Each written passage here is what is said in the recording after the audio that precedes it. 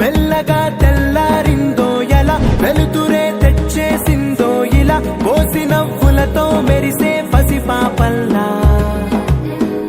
చేదతో బావులలో గలగల చెరువులో బాతుల ఈతల కళ చేదుగా ఉన్న వేపను నమిలే వేళ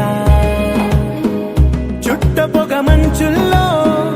చుట్టాల పిలుపుల్లో మాటలే కలిపేస్తూ